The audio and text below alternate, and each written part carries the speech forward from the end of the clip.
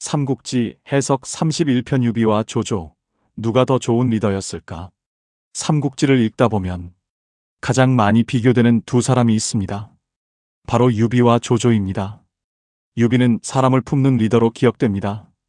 조조는 성과를 만드는 리더로 기억됩니다. 유비는 따뜻한 사람처럼 보이고 조조는 냉정한 사람처럼 보입니다. 유비는 의리와 명분을 앞세웠고 조조는 실리와 능력을 중시했습니다. 그래서 사람들은 자주 묻습니다. 유비와 조조, 과연 누가 더 좋은 리더였을까? 오늘은 이 질문을 단순히 누가 착했는가로 보지 않겠습니다. 리더는 착하기만 해서 되는 자리도 아니고 강하기만 해서 되는 자리도 아닙니다. 사람을 얻어야 하고 성과를 만들어야 하고 조직을 유지해야 하며 위기 속에서도 방향을 잃지 않아야 합니다. 그 기준으로 유비와 조조를 비교해 보겠습니다.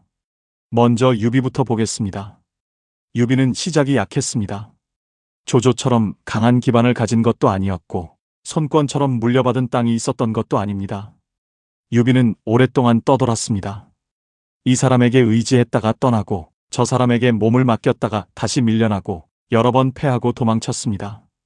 겉으로만 보면 유비는 실패가 많은 사람입니다. 그런데 이상한 점이 있습니다. 유비는 그렇게 자주 밀렸는데도 사람들이 계속 그를 따랐습니다.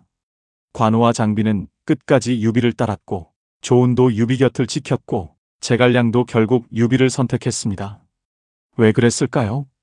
유비에게는 사람을 끌어당기는 힘이 있었기 때문입니다. 유비의 가장 큰 무기는 군사력도 아니고 돈도 아니고 땅도 아니었습니다. 그의 무기는 사람의 마음을 얻는 힘이었습니다.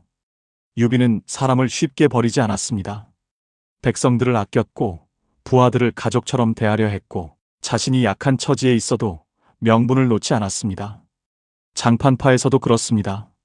조조의 대군이 추격해오는 상황에서 유비는 백성들을 버리고 빠르게 도망칠 수도 있었습니다. 그것이 군사적으로는 더 안전한 선택이었을지도 모릅니다. 하지만 유비는 백성들과 함께 움직였습니다. 이 선택 때문에 유비는 더 큰 위기에 빠졌습니다. 하지만 바로 그 선택이 유비를 유비답게 만들었습니다. 사람들은 강한 사람만 따르지 않습니다. 때로는 저 사람은 나를 버리지 않겠구나 라는 믿음 때문에 따릅니다. 유비는 그런 믿음을 주는 리더였습니다. 그래서 유비형 리더의 강점은 분명합니다. 첫째, 사람을 오래 데리고 갑니다. 유비 곁의 핵심 인물들은 단순히 이익 때문에 모인 사람들이 아니었습니다. 관우와 장비는 유비와 깊은 신뢰로 묶여 있었고 조우는 유비의 아들까지 구하며 충성을 보였습니다. 제갈량은 유비의 진심을 보고 자신의 능력을 바쳤습니다. 좋은 조직은 돈만으로 만들어지지 않습니다. 사람이 오래 머무르는 조직에는 반드시 신뢰가 있습니다. 유비는 그 신뢰를 만드는 능력이 뛰어났습니다. 둘째, 유비는 약해도 다시 일어나는 힘이 있었습니다. 조조는 강한 시스템을 가진 사람이었지만 유비는 사람을 통해 다시 일어나는 사람이었습니다. 유비는 패해도 끝나지 않았습니다. 땅을 잃어도 다시 사람을 모았고 밀려나도 다시 기회를 찾았습니다. 이런 리더는 쉽게 무너지지 않습니다. 왜냐하면 그의 힘이 한 번의 승패에만 있지 않기 때문입니다. 사람들이 그를 믿고 다시 모여들면 조직은 다시 살아날 수 있습니다. 셋째, 유비는 명분을 만들 줄 알았습니다. 삼국지 시대는 혼란의 시대였습니다. 힘센 사람이 땅을 차지하고 권력을 잡은 사람이 질서를 만들던 시기입니다. 그럴수록 명분은 중요했습니다. 유비는 한실의 후예라는 정통성을 앞세웠고 백성을 위한다는 이미지를 가지고 있었습니다. 이 명분은 유비에게 큰 자산이었습니다. 현실적인 힘은 조조보다 약했지만 왜 싸워야 하는가라는 이유는 분명했습니다. 사람은 단순히 월급만 보고 움직이지 않습니다. 내가 왜 이 일을 하는지, 이 조직이 어떤 의미를 갖는지, 이 사람을 왜 따라야 하는지, 이 이유가 분명할 때 사람은 더 오래 버팁니다. 유비는 그 이유를 만들어내는 리더였습니다. 하지만 유비에게도 약점은 있습니다. 유비형 리더의 가장 큰 약점은 성과가 느릴 수 있다는 것입니다. 사람을 품고 명분을 지키고 감정을 배려하다 보면 결정이 늦어질 수 있습니다. 냉정하게 잘라내야 할 때도 망설일 수 있습니다. 또 사람 중심의 조직은 핵심 인물에게 너무 의존할 위험이 있습니다. 유비에게 관우, 장비, 제갈량 같은 인물들이 있었기에 강했지만 반대로 이들이 무너지면 조직도 크게 흔들릴 수 있었습니다. 특히 관우의 죽음 이후 유비가 이릉대전으로 향하는 과정은 유비의 감정이 전략을 압도한 장면으로 볼 수 있습니다. 유비는 사람을 사랑하는 리더였지만 때로는 그 정 때문에 판 전체를 흔들기도 했습니다. 이것이 유비의 한계입니다. 이제 조조를 보겠습니다. 조조는 유비와 전혀 다른 리더입니다. 조조는 따뜻한 이미지보다 강하고 빠르고 냉정한 이미지가 강합니다. 그는 능력 있는 사람을 알아보는 눈이 뛰어났고 필요한 사람을 과감하게 썼으며 성과를 만들기 위해 빠르게 움직였습니다. 조조는 이상보다 현실을 먼저 봤습니다. 명분도 중요했지만 그 명분을 실제 권력으로 바꾸는 능력이 있었습니다. 조조는 천자를 손에 넣어 정치적 명분을 확보했고 북방의 강자 원소를 꺾으며 중원의 주도권을 잡았습니다. 그는 단순히 군사만 잘한 것이 아닙니다. 정치, 행정, 인사, 군사 전략을 모두 볼 줄 알았습니다. 이것이 조조의 무서운 점입니다. 조조형 리더의 첫 번째 강점은 성과를 빠르게 만든다는 것입니다. 조조는 상황을 오래 붙잡고 감상하지 않습니다. 필요하면 바로 움직이고 방해가 되면 정리하고 가능성이 있으면 과감하게 밀어붙입니다. 이런 리더는 혼란의 시대에 강합니다. 조직이 위기에 빠졌을 때 너무 많은 의견을 듣기만 하면 속도가 떨어집니다. 그때는 누군가 결정을 내려야 합니다. 조조는 그 결정을 내릴 수 있는 사람이었습니다. 둘째, 조조는 사람을 쓰는 능력이 뛰어났습니다. 조조는 출신보다 능력을 봤습니다. 누가 과거의 적이었는가 보다 지금 쓸 수 있는 사람인가를 봤습니다. 이것은 굉장히 현실적인 인재관입니다. 좋은 리더는 자존심으로 사람을 쓰지 않습니다. 내 편이었느냐, 나를 좋아하느냐만 보지 않습니다. 그 사람이 실제로 일을 해낼 수 있는가, 조직에 필요한 능력을 가지고 있는가. 조조는 이 기준이 분명했습니다. 그래서 조조 주변에는 유능한 인재들이 많이 모였습니다. 순욱, 곽가, 정욱, 장료, 허저 같은 인물들이 조조의 세력을 강하게 만들었습니다. 셋째, 조조는 시스템을 만들 줄 알았습니다. 유비가 사람의 마음을 얻는 리더라면 조조는 조직이 돌아가게 만드는 리더입니다. 전쟁을 하려면 군사만 있으면 안 됩니다. 식량이 있어야 하고 행정이 있어야 하고 인재를 배치해야 하고 후방을 안정시켜야 합니다. 조조는 이 구조를 만들었습니다. 그래서 조조의 세력은 유비보다 훨씬 안정적이었습니다. 강한 조직은 감독만으로 움직이지 않습니다. 시스템이 있어야 합니다. 누가 무엇을 해야 하는지 분명해야 하고 성과를 내는 사람이 인정받아야 하고 질서가 있어야 합니다. 조조는 그런 조직을 만들 줄 아는 리더였습니다. 하지만 조조에게도 약점은 있습니다. 조조형 리더의 가장 큰 약점은 두려움을 만든다는 것입니다. 조조는 능력 있고 강한 리더였지만 사람들에게 편안함을 주는 리더는 아니었습니다. 그는 의심이 많았고 냉정했으며 필요하면 가혹한 선택도 했습니다. 이런 리더 밑에서는 성과는 빨리 날 수 있습니다. 하지만 사람들은 늘 긴장합니다. 잘하면 인정받지만 실수하면 버려질 수 있다는 두려움이 생깁니다. 성과 중심 조직은 빠르게 성장할 수 있지만 사람의 마음을 오래 붙잡는 데는 약할 수 있습니다. 조조는 사람을 잘 썼지만 사람을 완전히 편하게 만들지는 못했습니다. 또 조조는 너무 강했기 때문에 사람들이 그를 존경하면서도 두려워했습니다. 두려움은 조직을 움직이게 만들 수 있습니다. 하지만 두려움만으로는 사람의 충성을 오래 얻기 어렵습니다. 이것이 조조의 한계입니다. 그렇다면 유비와 조조 중 누가 더 좋은 리더였을까요? 이 질문의 답은 상황에 따라 달라집니다. 위기의 초기, 사람을 모으고 신뢰를 만들어야 하는 상황이라면 유비형 리더가 필요합니다. 아무것도 없는 상태에서 사람들이 자발적으로 따라오게 만들려면 유비 같은 리더십이 강합니다. 그는 사람에게 의미를 주고 함께할 이유를 만들고 힘든 상황에서도 버틸 마음을 줍니다. 반대로 조직이 커지고 성과를 내야 하고 속도와 시스템이 필요한 상황이라면 조조형 리더가 강합니다. 조조는 빠르게 판단하고 인재를 배치하고 성과를 중심으로 조직을 움직입니다. 사업으로 보면 이렇습니다. 처음 브랜드를 만들 때는 유비가 필요합니다.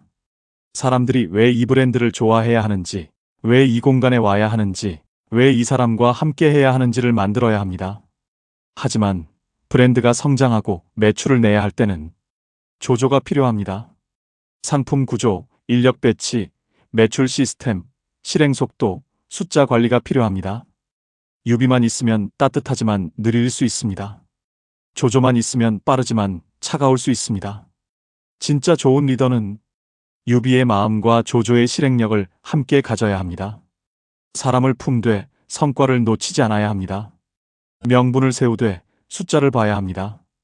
따뜻하되 결정할 때는 냉정해야 합니다. 의리를 지키되 조직 전체의 생존도 봐야 합니다. 삼국지가 오래 읽히는 이유도 여기에 있습니다. 유비와 조조 중 한 명만 정답이라고 말하지 않습니다. 유비에게는 유비의 빛이 있고 조조에게는 조조의 힘이 있습니다. 유비는 사람을 오래 남기고 조조는 결과를 빠르게 만듭니다. 유비는 마음을 움직이고 조조는 판을 움직입니다. 유비는 함께 가는 리더이고 조조는 이기게 만드는 리더입니다. 그렇다면 최고의 리더는 누구일까요? 함께 가면서도 이기게 만드는 리더입니다. 사람을 잃지 않으면서 성과를 만드는 리더입니다. 좋은 말만 하는 사람이 아니라 실제로 조직을 살리는 사람입니다. 냉정하기만 한 사람이 아니라 사람들이 오래 머물고 싶게 만드는 사람입니다. 유비와 조조의 비교는 우리에게 리더십의 균형을 가르쳐 줍니다. 유비처럼 사람을 귀하게 여겨야 합니다. 하지만 조조처럼 현실을 봐야 합니다. 유비처럼 명분을 세워야 합니다. 하지만 조조처럼 실행해야 합니다. 유비처럼 믿음을 줘야 합니다. 하지만 조조처럼 결과를 만들어야 합니다. 이 두 가지 중 하나만 있으면 부족합니다. 마음만 있고 구조가 없으면 오래가기 어렵습니다. 구조만 있고 마음이 없으면 사람이 떠납니다. 리더는 결국 사람과 성과 사이에서 균형을 잡는 사람입니다. 유비와 조조는 그 균형의 양쪽 끝에 있는 인물입니다. 그래서 둘을 비교하면 리더십의 본질이 보입니다. 유비는 묻습니다. 사람들이 왜 나를 따라야 하는가? 조조는 묻습니다. 어떻게 이길 것인가? 좋은 리더는 이 두 질문을 모두 가져야 합니다. 사람들이 왜 나를 따라야 하는지도 알아야 하고 그 사람들을 데리고 어떻게 이길지도 알아야 합니다. 하나만 있어서는 부족합니다. 명분만 있으면 꿈으로 끝날 수 있습니다. 실리만 있으면 사람의 마음을 잃을 수 있습니다. 삼국지에서 유비와 조조가 계속 비교되는 이유는 둘 다 리더의 중요한 한쪽을 대표하기 때문입니다. 유비는 사람의 리더십입니다. 조조는 성과의 리더십입니다. 유비는 신뢰의 힘을 보여주고 조조는 시스템의 힘을 보여줍니다. 유비는 약해도 버티는 법을 보여주고 조조는 강하게 장악하는 법을 보여줍니다. 그렇다면 우리에게 필요한 결론은 이것입니다. 나는 지금 유비가 필요한 상황인가, 조조가 필요한 상황인가를 알아야 합니다. 사람들이 지쳐 있고 신뢰가 무너져 있고 함께할 이유가 약해졌다면 유비의 리더십이 필요합니다. 따뜻하게 품고 방향을 설명하고 사람들이 다시 믿고 움직일 수 있게 해야 합니다. 반대로 조직이 느슨해지고 성과가 안 나오고 결정이 늦어지고 있다면 조조의 리더십이 필요합니다. 기준을 세우고 역할을 나누고 성과를 확인하고 실행 속도를 높여야 합니다. 유비와 조조 중 누가 더 좋은 리더인가? 정답은 하나가 아닙니다. 상황에 맞는 리더가 좋은 리더입니다. 하지만 더 높은 단계로 가면 유비와 조조를 함께 품는 리더가 가장 강합니다.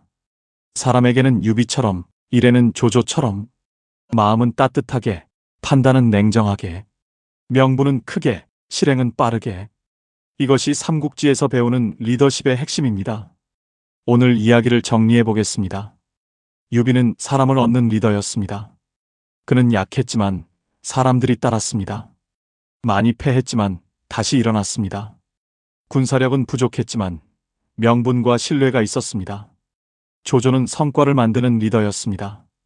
그는 빠르게 판단했고 능력 있는 사람을 썼고 시스템을 만들었고 북방을 장악했습니다. 유비의 강점은 사람의 마음을 얻는 힘입니다. 조조의 강점은 현실을 장악하는 힘입니다. 유비의 약점은 느릴 수 있다는 것이고 조조의 약점은 차갑고 두려움을 줄 수 있다는 것입니다.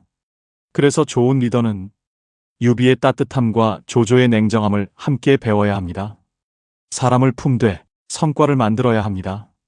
의리를 지키되 전략을 놓치지 말아야 합니다. 명분을 세우되 실행을 멈추지 말아야 합니다. 삼국지는 우리에게 말합니다.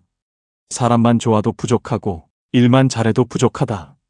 진짜 리더는 사람을 남기고 성과를 만들고 조직을 다음 단계로 데려가는 사람이다. 유비와 조조는 서로 달랐습니다. 하지만 그 둘을 함께 읽을 때 우리는 리더십의 진짜 균형을 배울 수 있습니다. 오늘은 유비와 조조, 누가 더 좋은 리더였을까에 대해 이야기했습니다. 다음 32편에서는 관우와 장비, 누가 더 인간적인 인물이었을까를 다루겠습니다.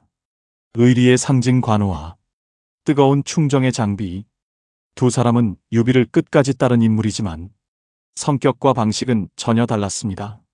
다음 편에서 이어가겠습니다.